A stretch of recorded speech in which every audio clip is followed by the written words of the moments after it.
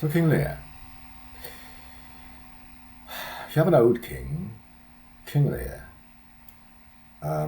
English king, who wants to retire. And he wants to give his kingdom to his 3 daughters. Each of the 3 daughters will receive 1/3 of the kingdom. Okay.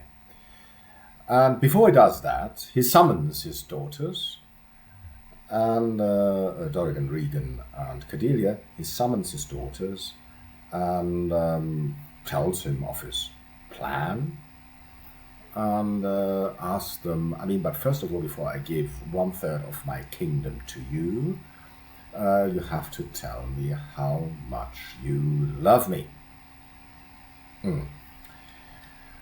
Come on. From the start, who asks such a question? Tell me how much you love me. Jesus Christ does, by the way. He who loves his, wife and father and mother and all of those more than me is not worthy of me. Something like this. Yes, but King Lear, who asked such a question? Tell me how much you love me. This is vanity.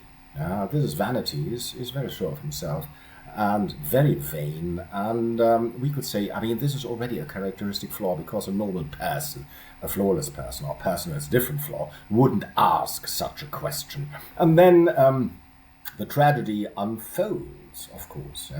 This asking of the question, vanity, and then it triggers this asking, tell me how much you love me, which is more or less a command. And then the first 2 daughters come, Dorigen and Regan, and they tell me, I love you more than words can express, and all these typical hyperboles of love. And then he gives the first one his first third, and then the second one the other third. And then the last one to come is the youngest, Cordelia. And he says, what does Cordelia say? And she says, nothing, my lord. Well, nothing. He says, she says, I love you as a daughter should love a father, not more nor less. Okay, and if I get married, some of my love will go to my husband. And then he freaks out. He freaks out and, in a way, ostracizes her. She goes to France. Cordelia does. Her father kicks her out, and this is a bad action. This is an action you shouldn't do. So you should not send your daughter away just because she didn't express properly how much she loves one.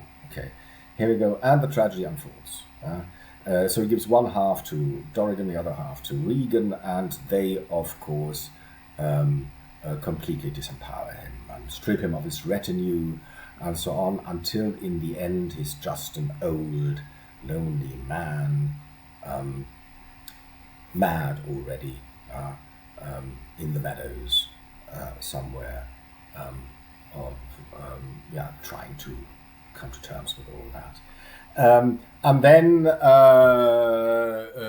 Cordelia, a war unfolds, of course, and Cordelia comes and sets it all right, but dies in the attempt. She succeeds with the French army, but she dies, and in the end King Lear has his dead daughter in his arms, and he only realizes then that she is the one who really loved him, and that he has messed up completely, and it's cannot be reversed. It's reversible. Irreversible, that was the word I was looking for. It's irreversible. You cannot do anything about this anymore. The decision had been taken, the actions had been made, and of course, inevitability, it's there, and he is alone with his daughter, dead daughter, and dies in the end. King Lear, one of the bleakest, or probably the bleakest play by William Shakespeare, also the subplot, the Earl of Kent and his sons, which I would not like to. The Earl of Kent? No, I'm not quite sure. Which I don't want to ponder upon here. But, of course, it's so bleak because there is no hope in the end. I mean, in all the other tragedies, there is some hope.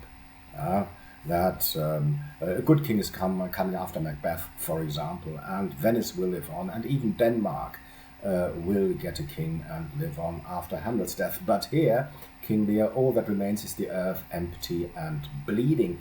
I mean, King Lear is so devastating that in Victorian times and before that in the 18th century, they rewrote the ending because it was unbearable.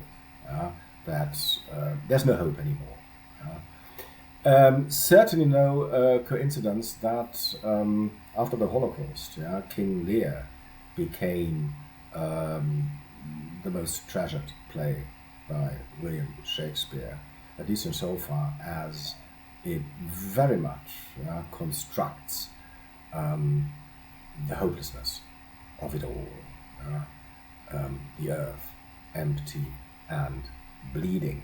Yes, King Lear, a great play, the longest, by the way, one of the longest at least, but very disturbing, and the cruelty is so too, plucking people's eyes out and killing them in the most cruel fashion, and so on, and the complete callousness of the bad daughters. I mean, it's just something very, very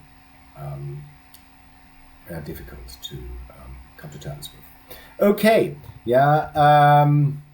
then of course one remains of the great four, and this is Hamlet.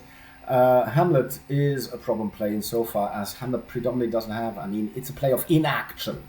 The problem of the play is Hamlet doesn't act. He always philosophizes. He philosophizes about to be or not to be, about the life universe and everything. And he should act as a king's son. He should act when he finds out that Claudius has killed his father. But he doesn't act. Okay? He doesn't act at all. And this is the problem, that Hamlet is too philosophical, too intellectual. Thing about Hamlet is, yes, it's a problem play. It's nevertheless the greatest play. I mean, it's the sheer intellectuality of the protagonist which is so fascinating. Although he is not a very nice man, certainly is not. I would like to. Okay, but Hamlet doesn't act, and therefore, because of his inaction, the play ends in his death. I mean, you could look at it that way. You could also have a psychoanalytic reading, and which I would like to propose here because it's very famous. What's Hamlet's problem? Why doesn't he kill Claudius? He should kill Claudius. He should kill his uncle because he knows his uncle has killed his father. He doesn't do so because, and now it's psychoanalytic, because his uncle is not his problem. His mother is. Frailty, thy name is woman. Oh, these enseamed beds, and so on. He always goes on about the fact that his mother has married the beast, Claudius, and is having sex with him. Yes, at a time where she should prepare for death in her age. This is what he says. So his mother is his problem, and not his uncle. And therefore, there is really no need to kill his uncle. Because, in a way, looking at it from an Oedipus perspective, his uncle is his alter ego. His uncle does exactly what he, suffering from an Oedipus complex, should do himself. Love his mother, kill his father. This is the way of looking at it, one way of looking at it. Hamlet suffering from a classical Oedipus complex, and this makes the tragedy unfold. There is one thing about Hamlet which if you look at staging of Hamlets, which you should always observe. The thing is, in the play, and Shakespeare doesn't give us any clue here, is Hamlet mad, or does he only pretend to be mad? And this is the big question, or at least one of the big questions here. And this is a question which every director has to decide, because it's really, really important when Hamlet stages his madness in the great monologue To Be or Not to Be, whether he knows he's overheard or not. I mean, if he knows that Claudius and Polonius are listening to his effusions, then he only pretends to be mad. If he doesn't know that they are standing behind the arras, then he really is mad. And so when you stage the play, every director has to decide, I mean, does Hamlet realize that he is being eavesdropped on? Okay. And you could do this by, for example, I don't know, Hamlet's monologue starting and then seeing the curtain quiver, and he realizes there's somebody standing, and then he starts to be or not to be. That is the question, or something like this. I mean, you even have it in Royal Shakespeare Company, David Tennant, set in modern times, where Elsinore is very much, I mean, CCTV cameras all over Elsinore. And in the moment when Hamlet starts to be or not to be, he sees the light recording, or that the camera is switched on, and then he starts giving his monologue. But there you are, there's madness, there is method in his madness.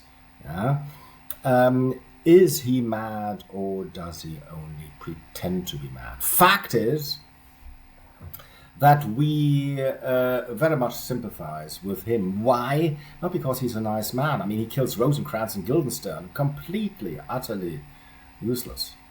Why does he do that? What he does to how he treats Polonius and so on. But, of course, his rhetorics and his intellectual stamina, I mean, this is unrivaled. Where's Polonius? At supper. No, he's eaten. He's not eating himself. Eaten by worms. Wow. What great rhetorics. Yes.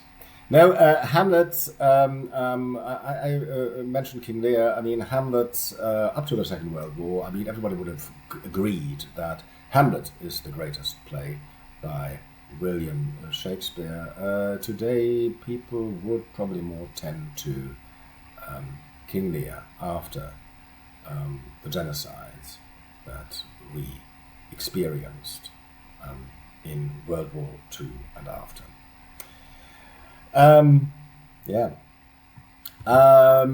Modern Shakespeare productions, I mentioned David Tennant, Shakespeare. I mean, Shakespeare would have liked those. This is David Tennant. Shakespeare would have liked those because there is no historicity in Shakespeare. Come on, there is no historicity. Historicity is an invention of the 18th century. I mean, for Shakespeare, King Lear was a contemporary, although he knew he lived something like 2,000 years before his times, but I mean, they behave like Renaissance people, Renaissance gentlemen, Renaissance ladies, and so on. Please don't. Shakespeare would have liked modern productions. I'm sure he would have. But today, of course, Julius Caesar comes on stage in a toga. I mean, no, you don't have that. I mean, look at this. This is a contemporary engraving of a scene of Macbeth. I mean, they are basically dressed like Renaissance gentlemen. Okay? Here, Banquo and Macbeth are. Well, I mean, Macbeth is 12th century, if anything. Nobody in the 12th century would look like that. But no problem in Shakespearean times. No, we know they were staged in Renaissance contemporary costumes. And if people insist on Julius Caesar today wearing a toga, it's not very Shakespearean. Certainly not. So yes, modern production, I like him. And probably you should too. And particularly, I mean, I cannot recommend this often enough, David Tennant as Hamlet. Great stuff. Great stuff. Okay, we'll take it from here.